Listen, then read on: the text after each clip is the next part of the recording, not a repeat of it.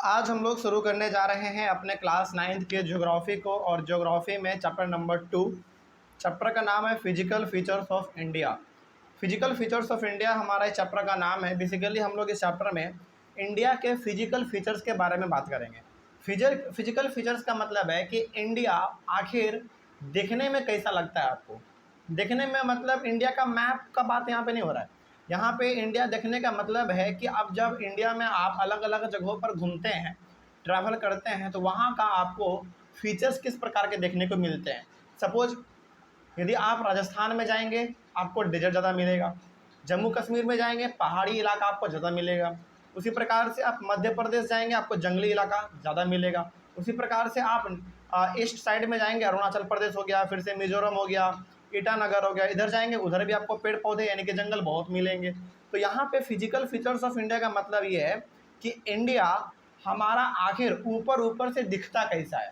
ठीक ठीक है। और इंडिया में हमारे अलग अलग प्रकार के फीचर्स हैं, जैसे कहीं पे पहाड़ है, कहीं पे डेजर्ट है, कहीं पे बहुत बड़े बड़े जंगल हैं, कहीं पे बहुत बड़े बड़े प्लेट्यू हैं। यही हमारा कहलाता है फिजिकल फीचर्स ऑफ इंडिया। यानी कि फिजिकल फीचर्स का मतलब है कि ऊपर ऊपर से इंडिया आपको देखने में कैसा लगता है। ठीक है। और यहाँ पे ऊपर ऊपर से देखने का मतलब क्या है कि भाई ऊपर से पहाड़ भी आपको दिखते हैं, ऊपर से आप इंडिया के लैंड पर से देखेंगे तो आपको जंगल भी दिखेगा, पहाड़ भी दिखेगा, डेजर्ट भी दिखेगा, प्लेट्यू भी दिखेगा। तो पूरी तरीके से हम लोग इस चैप्टर में ना इन्हीं सब चीज़ों के बारे में बात करेंगे। हिमालय के बारे में बात करेंगे, प्लेट्यू के बारे में बात करेंगे, डेजर्ट के बारे में बात करेंगे, प्लेन एरिया के बारे में बात करेंगे। यही हमारे इंडिया का फिजिकल फीचर है। फिजिकल का मतलब क्या, देखने में कैसा लग रहा है आपको ये चीज़। ठीक है। जैसे कोई बोले कि मेरा फिजिकल फीचर क्या है, तो आप बोलेंगे कि सर आपके पास 2 हाथ है, 2 पैर है, नाक है, कान है, मुंह है, गाल है, ये आपका क्या है, फिजिकल फीचर है। वही बात यहाँ पे इंडिया का है। फिजिकल फीचर का मतलब कि इंडिया आपको दिखता कैसा है।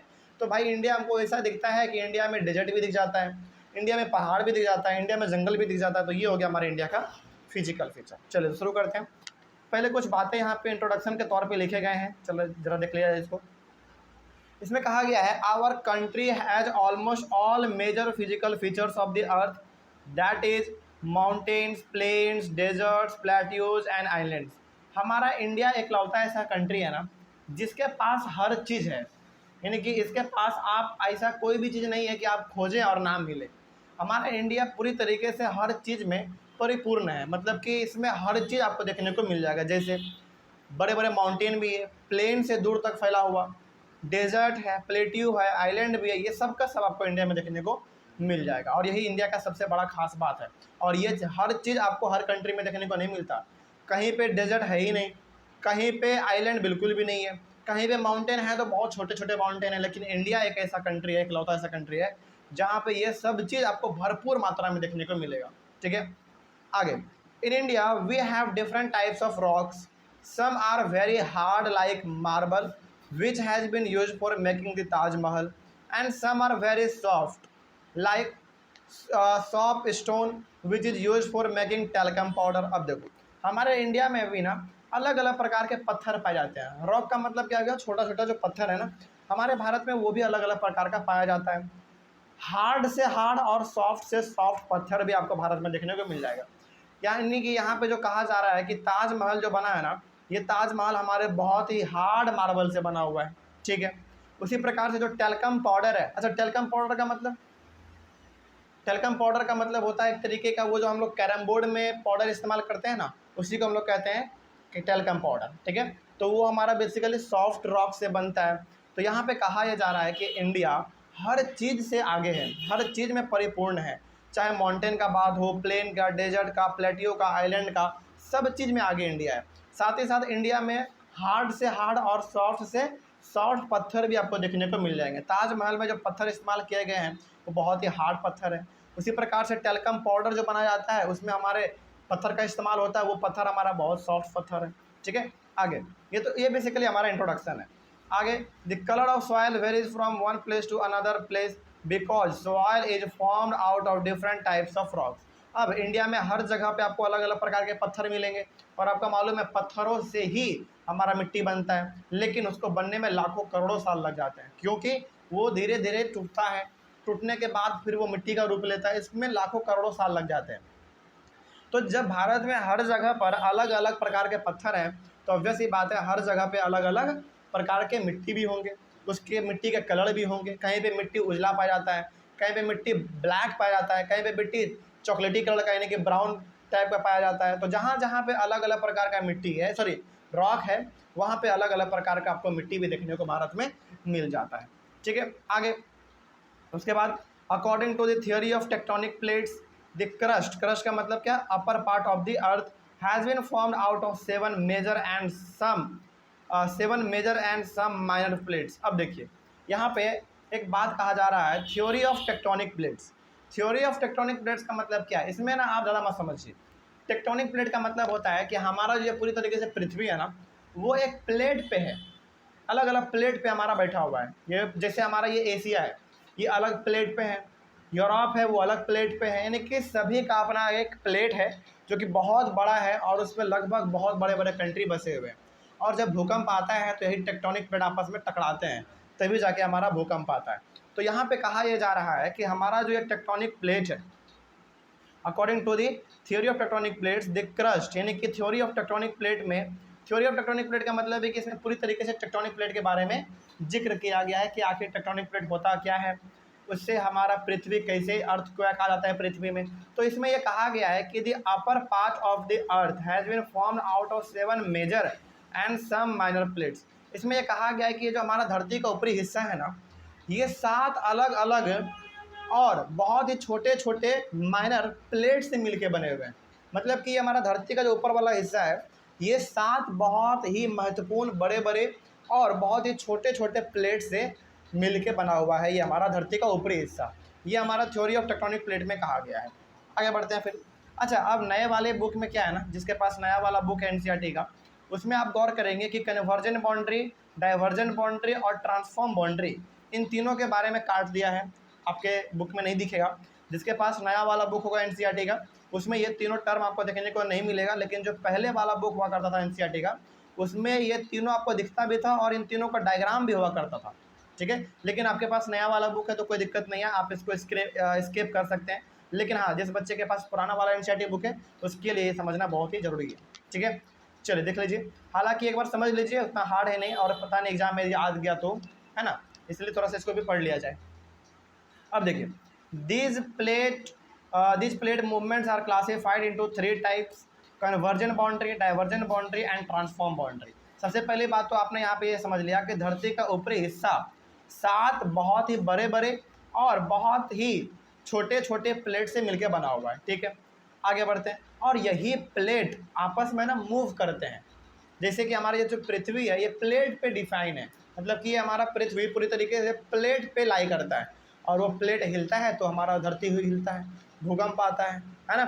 चलिए आगे बढ़ते हैं फिर। अब इन प्लेट्स के मूवमेंट को 3 अलग अलग ग्रुप में क्लासीफाई किया गया है।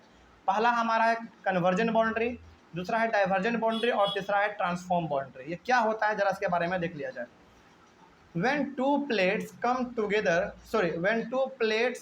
come towards each other, then convergent boundary will form। अब देखिए, देखो आपको ना यहाँ पे क्या लगता है कि प्लेट का मतलब क्या, वो प्लेट जो हम लोग खाना खाते हैं उतना छोटा नहीं, ये प्लेट का बेसिकली बात हो रहा है, ये इतना बड़ा प्लेट होता है, इतना बड़ा प्लेट होता है कि इस पर 4-5 कंट्री आसानी से समा सकता है। कभी कभी तो बड़ा बड़ा कंटिनेंट ही पूरा का पूरा एक प्लेट पे लाई करता है। जैसे हमारा जो पूरा एशिया कंटिनेंट है, ये मात्र 1 या 2 प्लेट पे लाई करता है, सोचो। और ये प्लेट जब आपस में टकराते हैं तो पूरा का पूरा भूकंप आ जाता है। ठीक है, तो जब 2 डिफरेंट प्लेट आपस में नज़दीक आते हैं तो उस समय पे हमारा बनता है कन्वर्जन बाउंड्री। ठीक है, बस कन्वर्जन बाउंड्री का मतलब क्या समझना है। कन्वर्जन बाउंड्री का मतलब है जब 2 प्लेट आपस में पास आ जाए, टकराए नहीं, बस आपस में पास आ जाए, तो वो हमारा कहलाएगा कन्वर्जन बाउंड्री। अब डाइवर्जन बाउंड्री क्या होता है, देखो, when 2 plates move away from each other than diversion boundary will form. अब जब 2 प्लेट आपस से, यानी कि 2 प्लेट है और दोनों एक दूसरे से दूर जा रहे हैं, तो वो हमारा कहलाएगा डाइवर्जन बाउंड्री। ठीक है, तो नज़दीक प्लेट का आना कन्वर्जन बाउंड्री, प्लेट का दूर जाना डाइवर्जन बाउंड्री कहलाएगा। अब ये हमारा है ट्रांसफॉर्म बाउंड्री, तीसरा जो सबसे इंपॉर्टेंट है, जिसके वजह से भूकंप आता है। ठीक है, अर्थक्वेक आता है, यही समझना है, ये बहुत इंपॉर्टेंट है। When 2 plates coming together they may either collide or one may slide under the other, then transform boundary will form. अब कभी कभी क्या होता है ना, दो प्लेट आपस में पास आए, और दोनों प्लेट आपस में जब पास आया ना, तो दोनों केवल पास नहीं आया, बल्कि दोनों आपस में भयंकर रूप से टकरा गया, और इस कदर टकरा गया कि एक के ऊपर दूसरा प्लेट चढ़ गया, और इसी केस में हमारा बड़ा भयंकर भूकंप आता है। आपको क्या लगता है कि जो भूकंप आता है क्या वो अपने आप आता है? नहीं, ये हमारा जो टेक्टोनिक प्लेट है, यानी कि जो हमारा प्लेट है, ये आपस में टकराते हैं। टकराने से होता क्या है ना कि बड़ा भयंकर टकराते हैं। अब आप खुद सोचिए, जब दो प्लेट को आपस में आप टकराएंगे तो ऑब्वियस सी बात है उसमें वाइब्रेशन तो आएगा, है ना। तो यही जब प्लेट आपस में जब टकराते हैं तो एक प्लेट दूसरे प्लेट के ऊपर चढ़ जाते हैं, और यहाँ पर हमारा ट्रांसफॉर्म बाउंड्री फॉर्म होता है, और इसी की वजह से भूकंप आता है। ठीक है, कोई डाउट है इसमें? चलिए, तो ये 3 बाउंड्री आपको समझना बहुत इंपॉर्टेंट था। हालांकि बहुत इजी है, लेकिन एनसीईआरटी में इसको नए वाले बुक में ना हटा दिया गया है। कोई बात नहीं, आप इसको ध्यान में रखिएगा, एग्जाम में क्या पता सर दे दिए तो, है ना।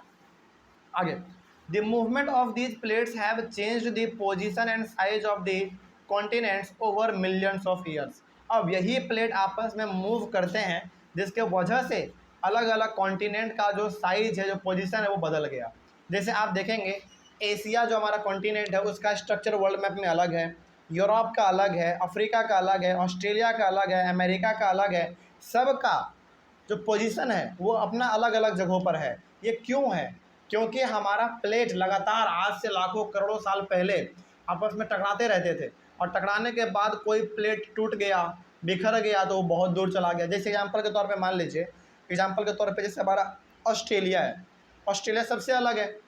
क्या ऑस्ट्रेलिया हमेशा से अलग रहा होगा? बिल्कुल भी नहीं। वो भी पहले कभी ना कभी हमारे एशिया में, और एशिया यूरोप में, यूरोप हमारा अफ्रीका से, अफ्रीका हमारा अमेरिका से, इन सभी से आपस में जुड़े हुए थे। यानी कि सब के सब पहले आपस में एक ही थे, लेकिन आज से लाखों करोड़ों साल पहले क्या हुआ, ये सारे के सारे टेक्टोनिक प्लेट आपस में टकराए, और सबको एक दूसरे से अपने आप को दूर कर लिया, और ये सब के सब क्या हो गए, छोटे छोटे टुकड़ों में बंट गए। और ये जो आप देखते हो Andaman and Nicobar island, Lakshadweep island, उसी प्रकार से हमारे ये ऑस्ट्रेलिया, श्रीलंका, ये सब क्या है, ये सब बेसिकली टकराने की वजह से टुकड़ा होके ये लोग बहुत ही दूर चले गए। ठीक है, तो जब ये प्लेट आपस में टकराते हैं, इसी के वजह से हमारा जो है ना कॉन्टिनेंट का शेप और साइज, पोजीशन, सब चीज़ बदल गया। ठीक है, और ये क्या एक ही दिन में होता है? नहीं, ये मिलियंस ऑफ पहले साल होते हुए होंगे, और इसीलिए ये हमको आज देखने को मिलता है कि ऑस्ट्रेलिया अलग है, अंडमान एंड निकोबार आइलैंड अलग है, लक्षद्वीप आइलैंड अलग है, सब अलग है। तो ये सब अलग क्यों है? क्योंकि हमारे लाखों करोड़ों साल पहले टेक्टोनिक प्लेट आपस में टकराते रहते थे, और ये सब एक दूसरे को अपने आप से दूर कर लिए। ठीक है, इतना टकराया, और कोई तो टकरा के इतना छोटा हो गया कि उसको हम लोग आइलैंड के रूप में जानने लगे, है ना। चलिए आगे बढ़ते हैं। फिर उसके बाद, the oldest land mass was the Gondwana land. The Gondwana land include India, Australia, south Africa, south America and Antarctica. देखो यहाँ पे समझिएगा, ये बहुत इंपॉर्टेंट पॉइंट है। यहाँ पे जो कंट्री का बात किया जा रहा है, जैसे इंडिया है, ऑस्ट्रेलिया है, साउथ अफ्रीका है, साउथ अमेरिका है, और एंटार्क्टिका है। ये सब का सब पहले एक ही हुआ करता था, यानी कि ये सब का सब आपस में सब पहले मिले हुए होते थे। आज से लाखों करोड़ों साल के पहले का यहाँ पे बात किया जा रहा है कि ये सब का सब, India, Australia, south Africa, south America और एंटार्क्टिका, ये सब के सब आपस में पहले जुड़े हुए होते थे, लेकिन टेक्टोनिक प्लेट में मूवमेंट की वजह से ये सब एक दूसरे से बिखर गए। और आप ध्यान से वर्ल्ड मैप में देखेंगे तो India, Australia, south Africa, south America और एंटार्क्टिका, ये सब का सब वर्ल्ड मैप में साउथ में लाई करता है, साउथ में लाई करता है, नीचे वाले हिस्से में। इसका मतलब ये सब का सब पहले क्या था, एक ही था, लेकिन टेक्टोनिक प्लेट आपस में टकराने की वजह से बहुत सारे टेक्टोनिक प्लेट हमारे टूट गए, बहुत अलग हो गया। जैसे इंडिया हमारा थोड़ा बड़ा हो गया, ऑस्ट्रेलिया हमारा छोटा हो गया। उसी प्रकार से आप देखेंगे हमारा लक्षद्वीप आइलैंड जो है छोटा हो गया, श्रीलंका हमारा छोटा हो गया, तो सब आपस में टकराते चले गए आगे। और ये सबका सब हमारा पहले हम लोग किस नाम से जानते थे? गोंडवाना लैंड के नाम से जानते थे। तो आपको यदि पूछा जाए कि बताओ गोंडवाना लैंड में हमारा पहले कौन कौन सा जगह लाई करता था, तो हमारा India, Australia, south Africa, south America और एंटार्क्टिका। ठीक है, ये सब का सब हमारा एक ही पहले हुआ करता था, लेकिन टेक्टोनिक प्लेट के मूवमेंट की वजह से ये सब अलग हो गए। ठीक है, आगे, the entire northern plains of India are made by the alluvial deposits, यानी कि एलुवियल सॉइल भी आप यहाँ पे कह सकते हैं। हमारे इंडिया का जो नॉर्दर्न प्लेन है ना, नॉर्दर्न प्लेन का मतलब हो गया हमारे इंडिया का जो नॉर्थ वाला हिस्सा है, एग्जाम्पल के तौर पे नॉर्थ वाला हिस्सा मतलब पंजाब, हरियाणा, उत्तर प्रदेश, दिल्ली, ये सब हमारा क्या है, ये सब नॉर्थ में हमारे आते हैं। हिमाचल प्रदेश सब हमारे नॉर्थ में आते हैं। ये सबका सब जो हमारा नॉर्दर्न प्लेन है, ये सबका सब अलूवियल डिपॉजिट से बना हुआ है। अलूवियल डिपॉजिट्स का मतलब सिंपली समझिए, वहाँ पे अलूवियल सॉइल बहुत ज़्यादा पाया जाता है। और अलूवियल सॉइल, बहुत सारे हमारे पास सॉइल है, लेकिन अलूवियल सॉइल सबसे ज़्यादा फर्टाइल सॉइल होता है, यानी कि इसमें खेती बाड़ी करने में कोई समस्या नहीं आती है। इसलिए आप देखते होंगे हमेशा कि पंजाब और हरियाणा में खेती बहुत तगड़ा होता है, ठीक है, क्योंकि वहाँ पे अलूवियल सॉइल ज़्यादा पाया जाता है। आगे फिर बढ़ते हैं। The peninsular प्लेटियो is one of the ancient land forms on the earth surface. अब यहाँ पे पेनिनसुलर प्लेटियो क्या है, देखिए पेनिनसुलर प्लेटियो का मतलब समझिए क्या होता है। पेनिनसुला का पहले मतलब समझिए क्या होता है। हमारा धरती छोड़ दीजिए, हमारा इंडिया समझिए। हमारा इंडिया ना साउथ में 3 हिस्सों से पानी से घिरा हुआ है। यदि आप बात करेंगे वेस्ट में, तो वेस्ट में गुजरात लीजिए, उससे नीचे महाराष्ट्र लीजिए, उससे नीचे गोवा, उससे नीचे केरला, और फिर आप धीरे धीरे आप ईस्ट की ओर आइए, तमिलनाडु, उससे ऊपर थोड़ा सा आप चले जाइए आंध्र प्रदेश, उसके ऊपर आप चले जाइए उड़ीसा, उसके ऊपर आप चले जाइए थोड़ा सा और फिर बंगाल, है ना। ये सब का सब हमारा इंडिया का साउथ वाला हिस्सा पड़ता है। मतलब कि वेस्ट में हमारा पड़ गया गुजरात, महाराष्ट्र, गोवा, ये सब। साउथ में हमारा पड़ गया केरल, तमिलनाडु, चेन्नई, ये सब पड़ गया हमारा। और ईस्ट में हमारा उड़ीसा, बंगाल, ये सब पड़ गया। तो साउथ बेसिकली हमारे इंडिया का जो नीचे वाला हिस्सा है वो पानी से 3 तरफ से घिरा हुआ है, 3 साइड से, और इसी को हम लोग कहते हैं पेनिनसुला। बात समझ आ रही है। पेनिनसुला का मतलब इंडिया का वो हिस्सा जो कि 3 हिस्सों से पानी से घिरा हुआ है, ठीक है। अच्छा, फिर पेनिनसुला और आइलैंड में फ़र्क क्या है। पेनिनसुला हमारा 3 हिस्सों से पानी से घिरा हुआ होगा, और आइलैंड हमारा चारों तरफ से पानी से घिरा हुआ होगा, ठीक है। अब यहाँ पे बात हुआ था पेनिनसुलर प्लेटियो का। प्लेटियो का मतलब होता है पठार। पठार का मतलब होता है थोड़ा बहुत पहाड़ जैसा, लेकिन वो कैसा होगा, बिल्कुल फ्लैट होगा।